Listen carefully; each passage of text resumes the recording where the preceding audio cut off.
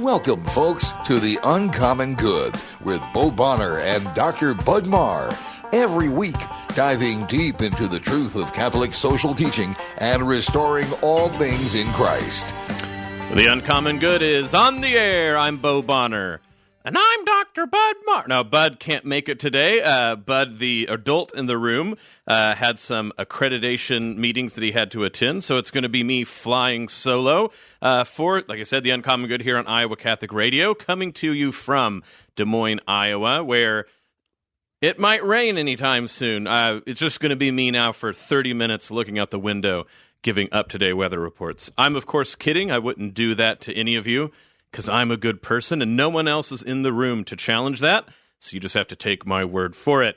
Okay, all right, so Jimmy's keeping me honest, though. But so, yes, Bo Bonner, the Senior Advisor for Mission Initiatives at Mercy College of Health Sciences, also the Director for the Center for Human Flourishing. Make sure to go check us out at mchs.edu/flourish. We actually have, folks might remember, Charlie Camosi, who was a guest not too long ago for our show, but he came and gave a talk, and we have all of that up on the website, mchs.edu/flourish.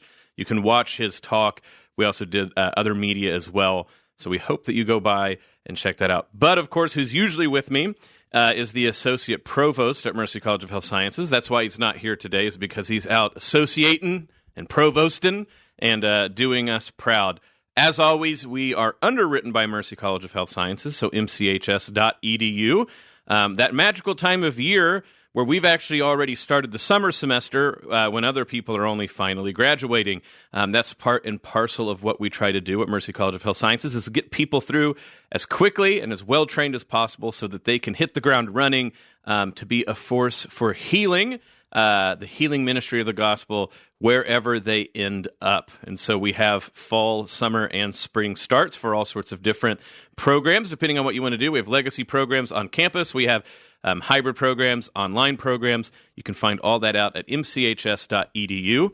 And one more time, just to say thank you, Mercy College, for underwriting our show. And then to tack on mchs.edu/flourish, FLOURISH. That's where you can go look at what the Center for Human Flourishing is doing. And like I said, at this point, we have what you could review our first fellows, the honorary fellow, which was Dr. Russell Hittinger, and then our inaugural research fellow, Charles Camosi, and all of that is up there on the website. So today, we're going to keep the train running, even if it's going to take a bit of a detour. I guess I'm using train metaphors today. Again, few people can stop me. Jimmy can if he wants, but Bud's not in here to stop my train metaphors. So I'm going to keep barreling down the tracks with talking about sacrificial leadership. But we had kind of made a shift where we were getting into what we conceptualized as the second part, as it were, where we were going to start talking about the saints as leaders and images of leaders.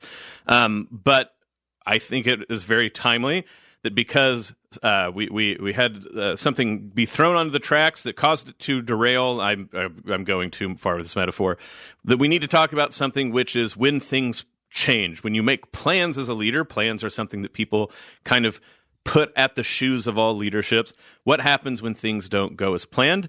And so it's a good day to talk about certain amendments or things that we would add, I would say, to the first part, the first half of the conceptualization of talking about sacrificial leadership, things that, so to speak, came up when thinking about some of our episodes that didn't fit directly into the arc of how we planned them out. So very timely. I'll get a chance to talk about today, make some notes. Maybe we can pick it up after we're done with the second half of the arc. But when Bud gets back, we'll get back to talking about the saints and how saints are key to us understanding sacrificial leadership and how we live that out when we as Catholics try to live the leadership that Christ demonstrated through his cross and resurrection. So this is The Uncommon Good. Bo Bonner with you today. Make sure to stick around. We'll be back right after this. Support for Iowa Catholic Radio is provided by CTO. What great news for donors to the Catholic Tuition Organization. You now receive 75% of your donation back in Iowa tax credits. Your support has helped thousands of students attend our Catholic schools. Best gift ever. Online, ctoiowa.org. At CTO, the bottom line It's for the kids and their future. Support for Iowa Catholic Radio comes from Mercy One, your expert circle of personalized care for all your health needs. With more care locations than anyone, your best life is their one purpose. Find your doctor at mercyone.org. Support for Iowa Catholic Radio is provided by the Sarah Vocations Ministry. Sarah is an apostolate dedicated to the support of new and existing vocations to the priesthood and consecrated life. Learn more at joinsarah.org, joinserra.org.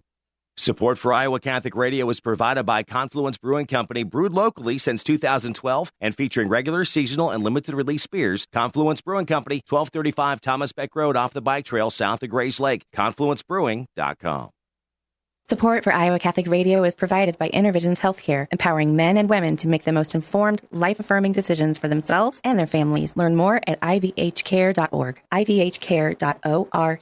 Thank you, InnerVisions Healthcare, for supporting Iowa Catholic Radio. Support for Iowa Catholic Radio provided by Divine Treasures, a Catholic book and gift store serving the Des Moines community since 1992. Divine Treasures, 5701 Hickman Road, Des Moines, 515-255-5230. Thank you, Divine Treasures, for your support of Iowa Catholic Radio. Support for Iowa Catholic Radio is provided by Dr. David Ball from Des Moines Eye Surgeons, your total eye care specialist specializing in cataracts and glaucoma care. Des Moines Eye Surgeons, 515-255-3546, dmisurgeons.com.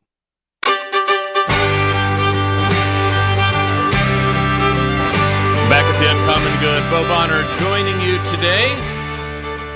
Tipping our hats to Bud as he's off doing grown-up work at the college. Bud, thank you out there. At least if your ears are burning, it's because we're thinking of you, and go do us proud. So, this was not planned for this to be a solo show, at least not by me, but I think, certainly not by Bud.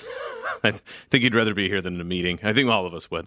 But I would say that I think it's providential that we take time to point out what you do as leaders when things don't go as planned. So we didn't plan for this to be a solo show. We also didn't plan in the great arc of episodes that we were doing to be talking about what we're doing today, which is sort of amendments or asterisks or notes that we've sort of pinned to discuss as we were planning this arc. I don't know if you guys have got this feel, if you've been following us as we've been talking about sacrificial leadership and the common good. We, of course, started with the new year, and we've been taking our time doing so. But certainly what we've been doing with a few interviews thrown in there when they came up is we've planned out the show. I'm not going to act like we had every single show planned out, but we've taught, of course, servant leadership before. And you've probably heard us talk about this, that although there's many great aspects of this, there's something missing when it comes to the particularity of what we think Catholic leaders should look like when they imitate Jesus Christ. So there was always going to be two elements to this. The one was us, what we've relatively got done doing, which is explaining the arc of what we think are failings in leaderships, but that are mostly misunderstandings. So not, this leader did this bad and they should have done X instead of Y, but to say the sort of grounding of what even leadership means, we've tried to radically call into question with the life of Jesus Christ, his death and resurrection, and what the implications of all that means. So that's what we've been doing. We always knew we'd kind of hit a point then where we would move on to the second one, maybe planned out even a little bit better, where we start talking about the saints. The saints not only as examples of leaders that we should imitate and try to be like, but that even sainthood itself, sanctification, what it means to be a saint, is truly a measure of what it should mean for us to be leaders here in the real world. So we shifted to that. And last week, if you got to listen, we were talking about the way in which saints are like icons. And so they bring in light, but they're mirrors, they're reflective, all of that, to start to talk about that sainthood itself as a category for what we should do as leaders. Well, we had something planned today, and those plans got changed. And that got me thinking that there are a few pinned items that, in this grand scheme, we were wondering if we would need to pick up at the end. And some of these, Bud and I have talked about, some of them are just things that I was like, we need to reapproach. But certainly one of them is in the very practical realm of when you're a leader, a lot of what your day is spent doing is planning. Anybody who has had any sort of modicum of being a leader knows that there's meeting after meeting after meetings of planning. Bud is literally at one of them.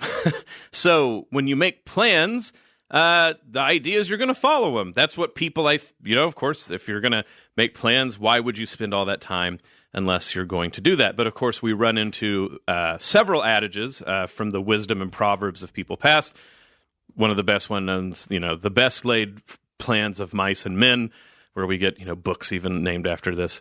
The idea, of course, that you can make elaborate plans, but of course, the last thing you should expect is the plans to go as planned. So how does this work? So today seems to be a good way to put it into practice, that you make plans, of course, so that when occasions come up in which you must be agile or do something different, that you're not being chaotic, but that there's a dynamic between the planned and that which is, I'm blanking on a very obvious word, so forgive me. I don't have Bud to throw it to help me out. Improvisational. Thank you. Thank you, Bud, who's not here. So we have this tension between plan and improvisation. But I think anybody who's ever done improv, like literally the acting of improv, knows that there needs to be a massive ton, as it were, of planning and practice in order to make improv work.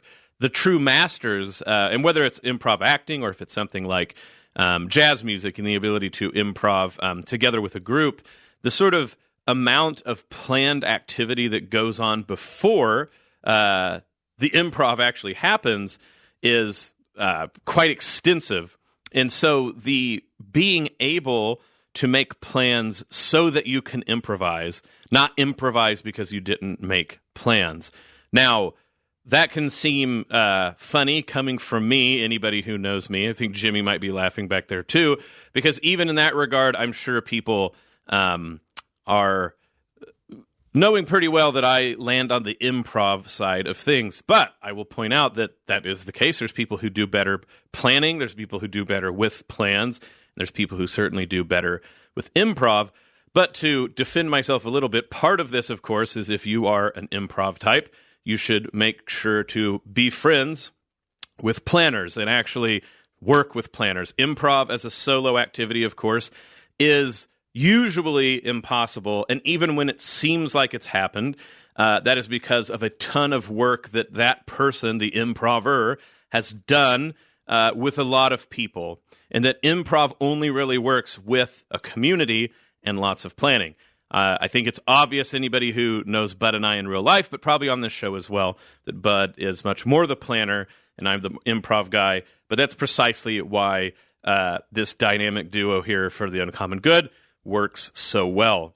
So as leaders, we have to realize that there's a lot of work that goes into making it possible to improvise.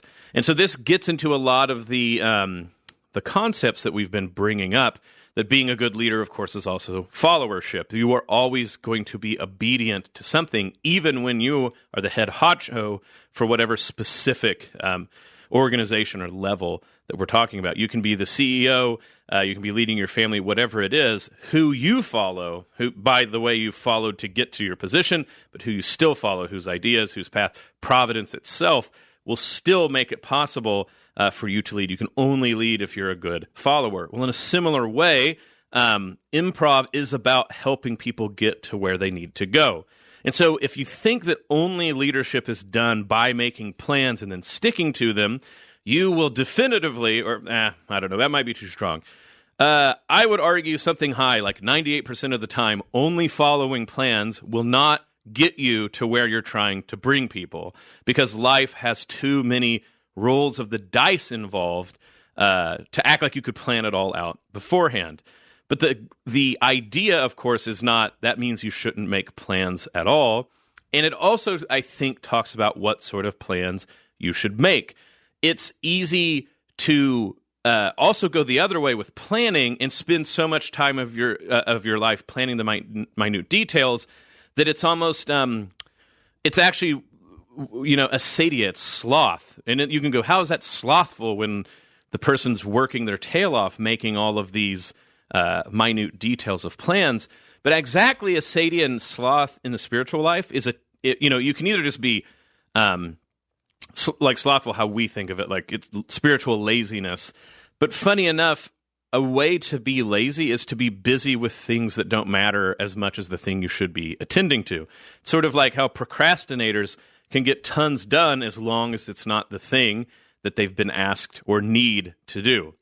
And so planning, when it's vicious, when we go vicious, virtue is always a mean between two extremes.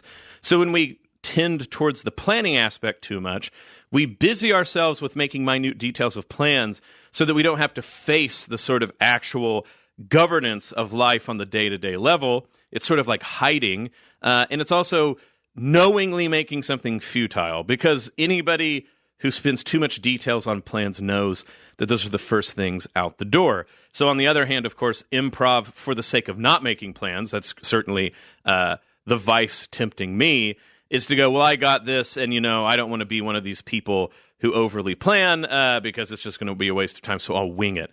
Winging it is, of course, not the same as improvisation, just like being someone who's, I'm trying to think of a nice way to put the word that I'm getting at, micromanaging is not planning. So the virtue is the ability to make the grand arc of what we need to do. Again, know where we're going, and then talk about the general way or the way stops that have to happen. We're going somewhere on the East Coast. We need to go east. We know that how the roads go. We need to hit these big points if it's Chicago or whatever on your route. But you also have to be agile enough to know that if there's a detour, it doesn't submarine the entirety of all your plans. And so I'm hoping that the proof is in the pudding today.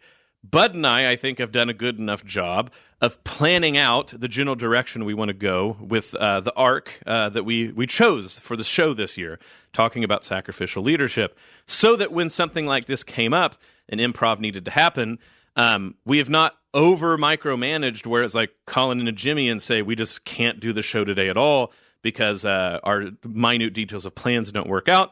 But on the other hand, that we have created an arc, an environment large enough that we can improv. The situation comes up, and there are still things to talk about. Well, speaking of plans, this is where we throw it over to the commercial. So this is The Uncommon Good. Bo Bonner with you today. Stick around, and we'll be back right after this. Support for Iowa Catholic Radio provided by the Society of St. Vincent de Paul. Established in Des Moines in 1924, St. Vincent de Paul assists those living in poverty to become self-sufficient by helping to remove roadblocks on their journey out of poverty. St. Vincent de Paul helps with food, clothing, and shelter, while also offering classes in financial literacy, high school completion, career readiness, and prisoner reentry. Shop, donate, volunteer, serve. The Society of St. Vincent de Paul, svdpdsm.org. Support for Iowa Catholic Radio is provided by Dental Associates, addressing your smile needs and dreams. 515-225-6742. Des Moines-DentalAssociates.com. Thank you, Dental Associates, for your support of Iowa Catholic Radio. Support for Iowa Catholic Radio provided by Paul Martin and Paul Mitchell, owners of Imogene Ingredients. Imogene Ingredients supply specialized feed ingredients for livestock and pet diets to improve maternal and young animal health in both conventional and organic production. Support for Iowa Catholic Radio is provided by Marr Security, a Catholic-owned family business providing security solutions for homes and businesses since 1953. PerMarSecurity.com, 515-244-5660. Support for Iowa Catholic Radio is provided by Construction Professionals. Construction Professionals does remodeling and new construction. Construction Professionals is a Catholic family business built on a strong foundation. CPCustomHomes.com. Thank you, Construction Professionals, for supporting Iowa Catholic Radio. Support for Iowa Catholic Radio provided by Five Sons Naturescapes. Five Sons Naturescapes is a Catholic veteran-owned family company providing premium outdoor landscaping. Learn more about Five Sons Naturescapes at FiveSonsNaturescapes.com. FiveSonsNaturescapes.com. Support for Iowa Catholic Radio is provided by Skeffington's Formalware, in business since 1951, with locations in Des Moines, West Des Moines, Coralville, and Ankeny. Skeffington's Formalware, fitting you for life celebrations. Online at skeffingtons.com.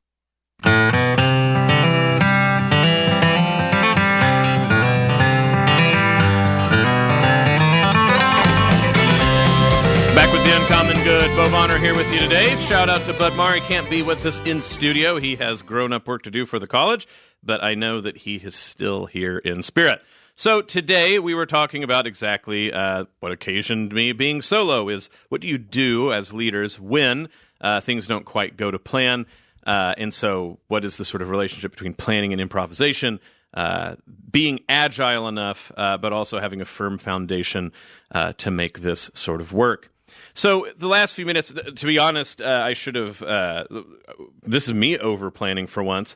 I was like, well, I'm going to make sure to have plenty to talk about. So I had 3 whole other things that we could bring up where I was talking about amendments or ideas to return to when we get done with the entire arc. So it's good because that means that we have at least 3 more shows at the end where we can bring this up.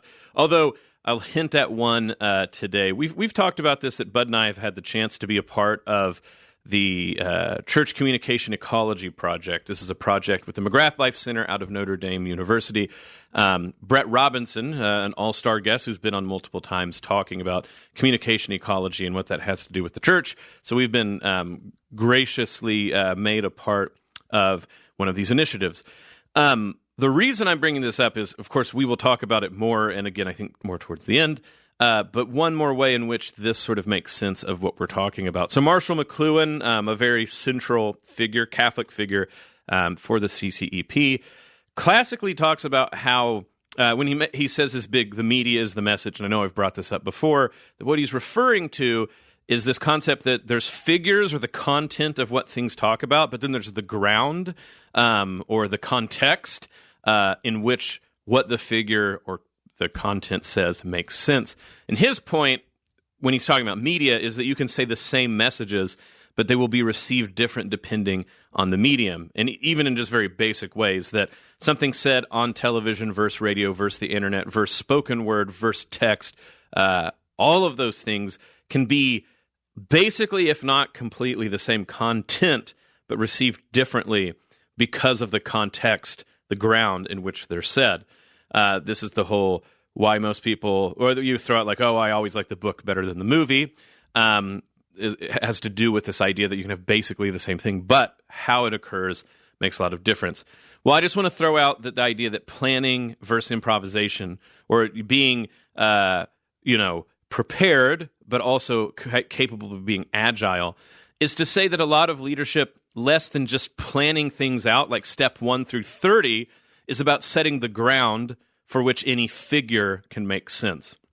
So preparation is about making the context, the ground, be firmly settled so that if the content needs to change, your co-host can't make it for a day, for instance, that the whole ship is not sunk. Too often with planning, we mistake the figure for the ground, the content for the context. And so when we plan, we have this idea, right, that it's just steps, like I said.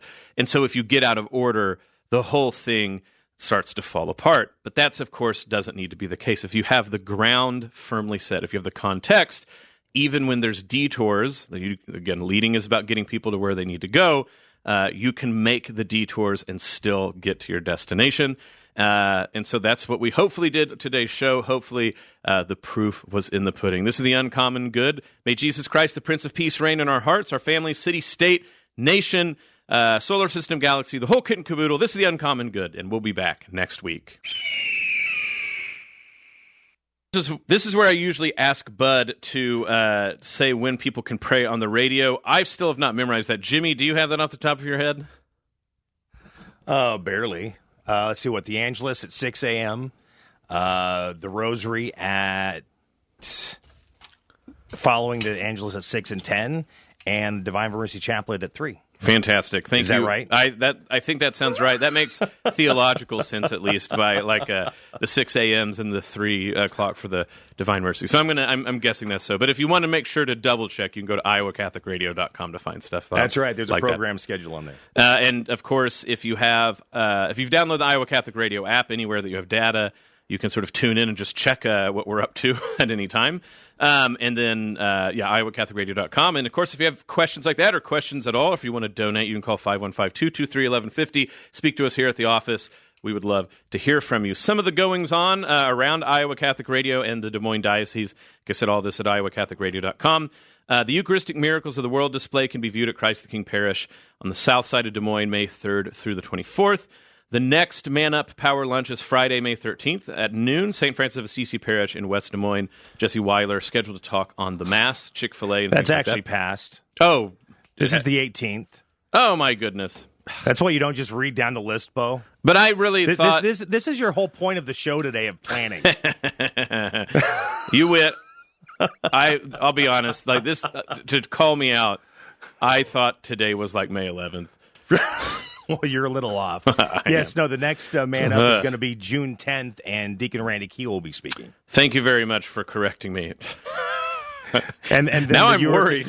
The Eucharistic miracles are on display now through... Yes. Yeah. Well, being that we had to take up a lot of time correcting me, the rest of everything you can find on iowacatholicradio.com. Well, we know Bo's just waiting for Skillet at the Iowa State Fair. Right, so. I was going to say, there is a lot going on at the Iowa State Fair and a lot of music that we're doing here supporting. So make sure to go to iowacatholicradio.com and check that out. Jimmy, thank you for correcting me without Bud being here. That's why I'm here. And Bud, hats off to you, buddy. We'll see you next week. This is The Uncommon Good. We'll be back next week.